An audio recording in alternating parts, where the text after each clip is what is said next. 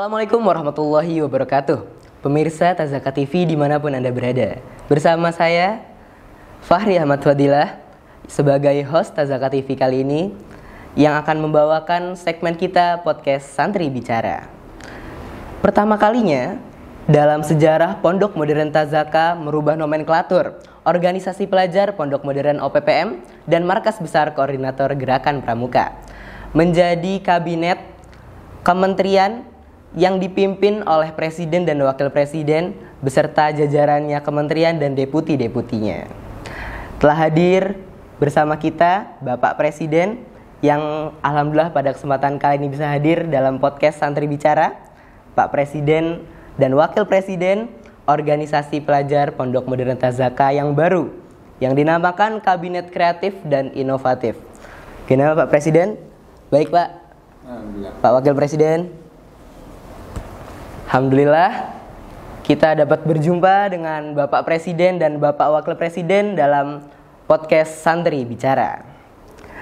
Oke nih Pak, kan kabinet kali ini dinamakan Kabinet Kreatif dan Inovatif.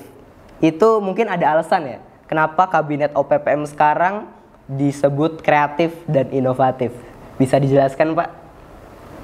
Kabinet kami dinamakan Kabinet Kreatif dan Inovatif dikarenakan untuk kedepannya gagasan kami, ide-ide kami, serta hal-hal yang akan dikeluarkan dari kementerian-kementerian yang ada jajarannya di bawah kami itu akan lebih kreatif, yaitu memunculkan hal-hal yang baru pada kepengurusan kali ini, dan juga inovatif, yaitu lebih namanya berani mengambil hal dari luar, mengambil hal baiknya serta membuang hal buruknya, dan juga akan memperbarui setelah meriset dan akan menjadikan suatu hal yang inovatif untuk kepengurusan dan periode kami kali ini.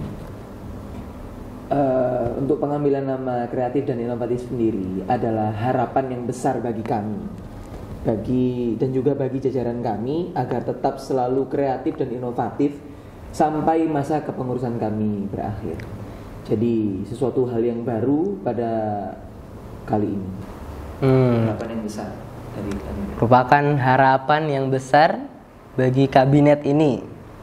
Oke, kan antum ini kan baru saja dilantik oleh Bapak Pimpinan Pondok Modern Tazaka sebagai Presiden dan Wakil Presiden.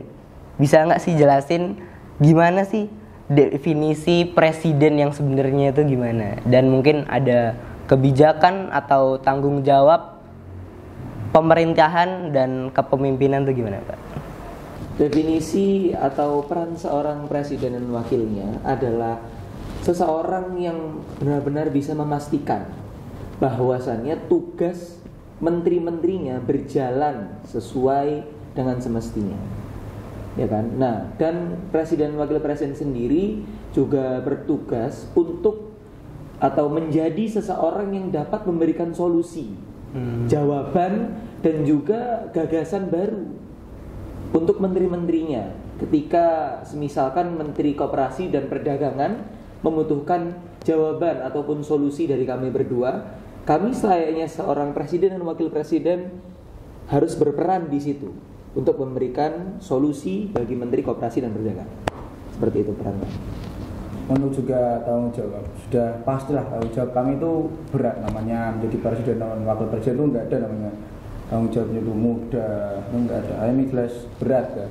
Namanya mengontrol semua kegiatan, semua kebijakan kementerian yang ada di kabinet kami dari pagi hingga malam, dari Senin hingga ketemu Senin lagi. Nah, itu adalah hal yang berat bagi kami. Maka kami akan lebih membuat namanya sistem yang baru dan juga menggunakan langkah review dalam memutuskan dan melihat suatu hal yang ada dalam kepengurusan kali ini. Jadi seperti itu ya.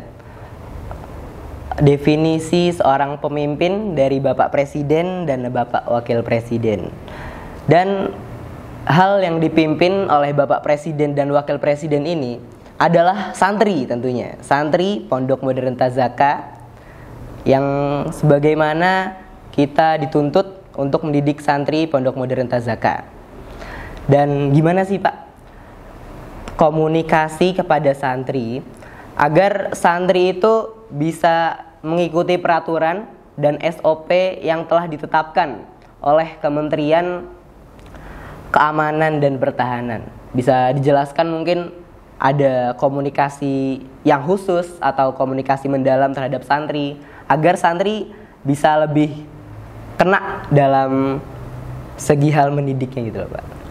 Dalam segi komunikasi kepada santri, kami berdua mungkin lebih berani untuk turun atau terjun ke lapangan kepada para santri-santri yang lebih berani juga. Santrinya itu namanya melanggar peraturan. Maka apabila santri tersebut telah kelebihan atau namanya kelewatan batas, maka kami akan lakukan namanya pemanggilan khusus untuk mengetahui alasannya kenapa, ya, kenapa melakukan hal tersebut, apakah tidak ada hal yang dapat dilakukan selain melakukan hal pelanggaran tersebut, ya. Dan juga untuk menetapkan suatu kebijakan, kami juga akan melakukan namanya rapat kerja sebelum namanya menetapkan suatu kebijakan tersebut. Untuk agar santri tetap paham dan juga mengikuti SOP dan ketentuan dari Kementerian Keamanan dan Ketertiban adalah kita sering melakukan pemahaman kepada pengurus-pengurus rayon. Jadi sebelum kita langsung berkomunikasi, terjun langsung kepada santrinya itu, kita terlebih dahulu melakukan pemahaman kepada pengurus rayon, agar pengurus rayon atau yang biasa kita sebut mudabir itu bisa memberikan pemahaman secara langsung kepada seluruh santri. Dan juga kita melakukan pemahaman langsung kepada santri dengan terjun langsung ke lapangan, seperti melakukan tasjih ataupun pemahaman kepada seluruh santri ketika waktu kumpul. Jadi emang kalau untuk santri ini yang penting komunikasinya itu baik ya Pak ya. Komunikasi baik terhadap santri dan terhadap pengurus rayonnya.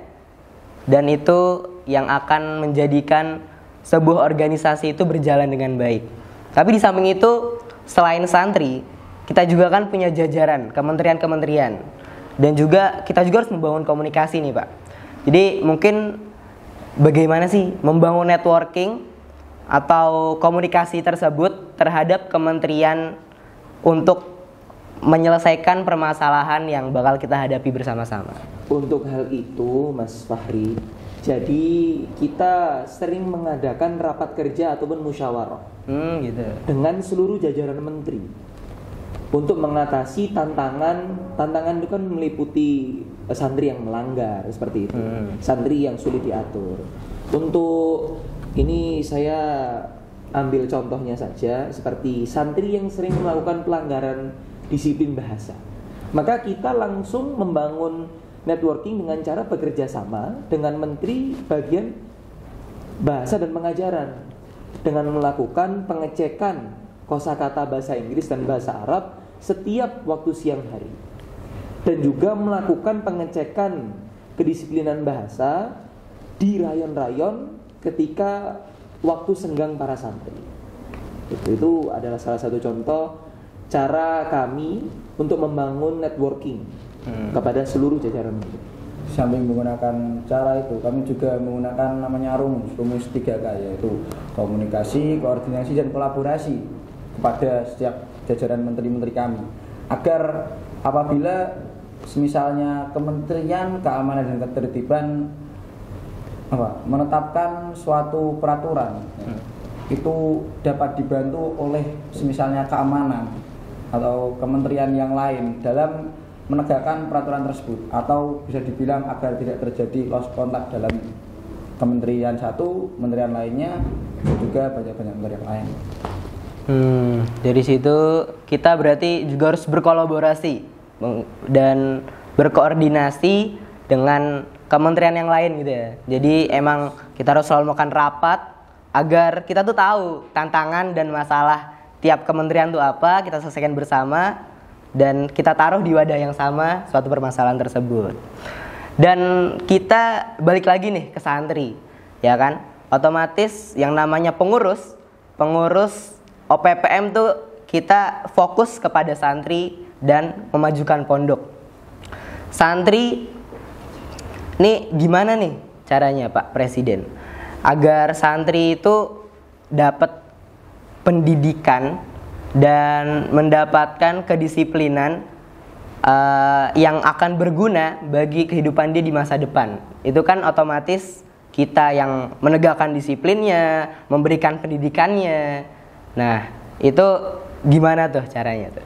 Dalam menegakkan suatu kedisiplinan dan memberikan suatu pendidikan, kami akan memberikan wadah-wadah kepada seorang yang ingin mendidik dan seorang yang akan dididik.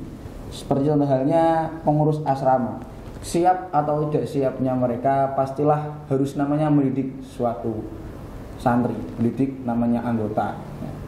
Yang anggota itu yang dididik harus mau terima nggak terima, umurnya sama ataupun umurnya lebih tua, itu mereka wajib namanya menerima pendidikan atau didikan dari atasannya, dari seorang pengurus asrama tersebut. Itu adalah contoh kecilnya. Dan contoh besarnya mungkin pada kepengurusan seperti organisasi ataupun acara-acara yang telah terselenggarakan pada pondok. Contohnya panggung gembira, khutbatul ars ya. Mereka itu kan diketuai oleh yang sama sejajar ya. Mau nggak mau yang bawahannya itu tidak dapat melawan ataupun tidak dapat memberontak kepada atasan, dan yang atasan juga harus namanya memberi contoh ataupun memberi gagasan dan juga memberi ide-ide, memberi kebijakan yang baik kepada bawahan-bawahannya dalam acara tersebut. Nah, mungkin itu. Jadi emang balik lagi ke santri, kita harus memimpin santri dan emang seperti itu jalan berlakunya kehidupan di Pondok Modern Tazaka, seperti apa. Dan seperti yang kita ketahui bahwasanya santri Pondok Modern Tazaka tuh berasal dari latar belakang yang berbeda, dari asal yang berbeda, dari keluarga yang berbeda, dan dari segi kehidupan yang berbeda juga. Mulai dari A sampai Z ada di Pondok Modern Tazaka. Dan otomatis mereka punya pandangan dan pola pikir yang berbeda.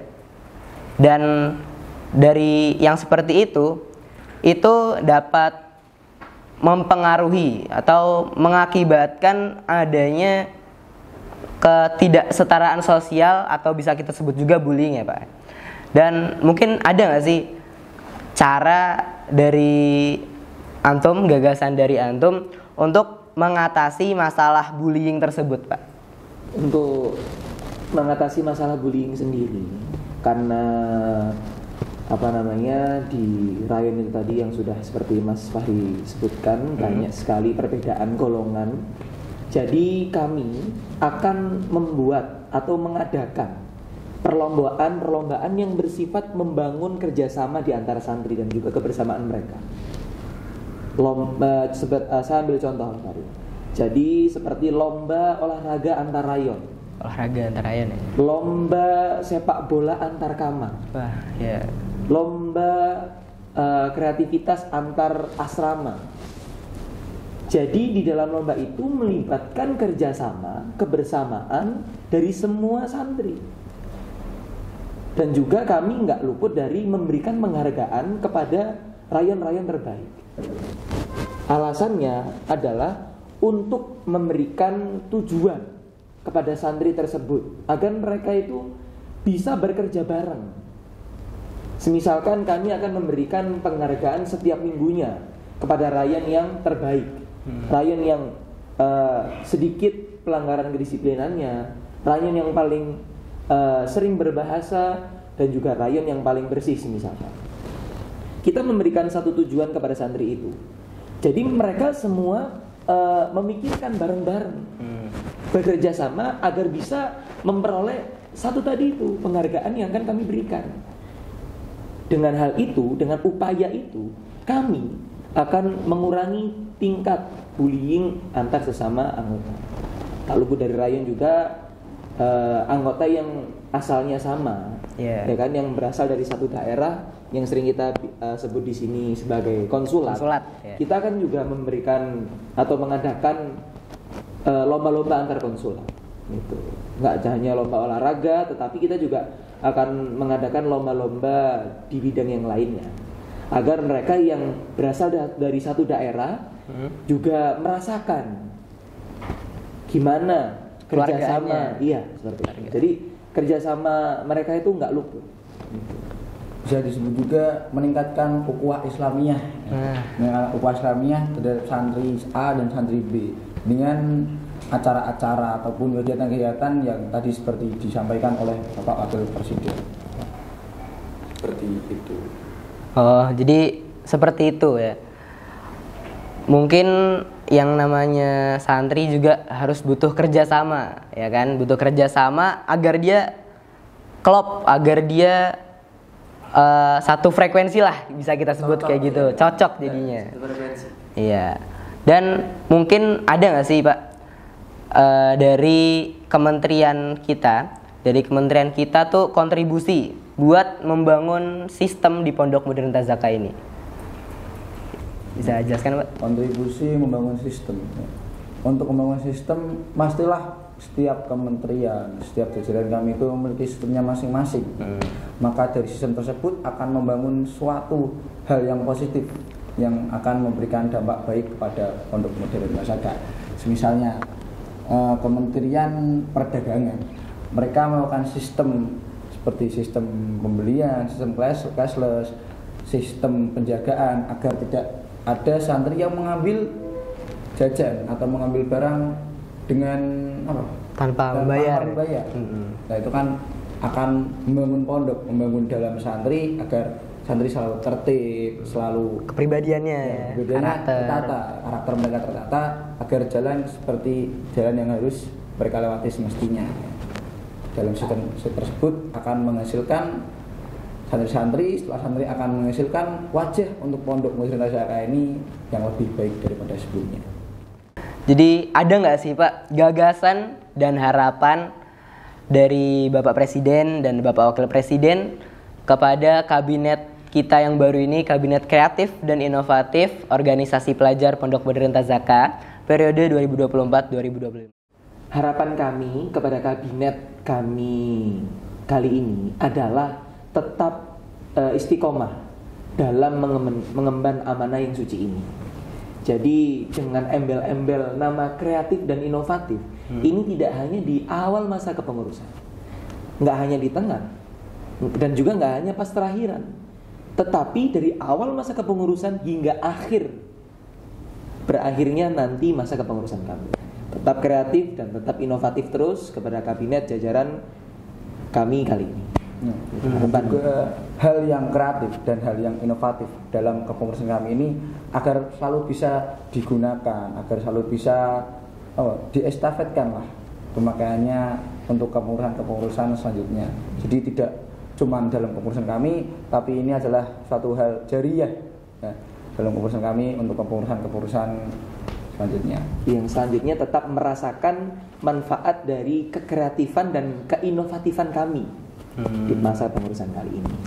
Oh, jadi dinamakan Kabinet Kreatif dan Inovatif bukan hanya sekedar nama, tetapi akan menjadi doa yang bakal terus kreatif dan inovatif organisasi pelajarnya, kreatif dan inovatif pengurusnya, kreatif dan inovatif seluruh jajaran kementeriannya, kreatif dan inovatif seluruh deputinya. Jadi terima kasih Bapak Presiden atas ulasannya. Semoga bisa menjadi bekal bagi kita kementerian untuk melaksanakan tugas yang suci ini, dan semoga juga dapat menginspirasi santri Pondok Modern Tazaka maupun santri di luar sana atau bahkan masyarakat di luar sana tentang organisasi pelajar Pondok Modern Tazaka. Terima kasih pemirsa Tazaka TV telah menyimak ulasan dari Presiden dan Pak Presiden Kabinet Kreatif dan Inovatif Organisasi Pelajar Pondok Modern OPPM Pondok Modern Tazaka. Bersama saya Fahri Ahmad sebagai host Tazaka TV, pamit undur diri. Wassalamualaikum warahmatullahi wabarakatuh.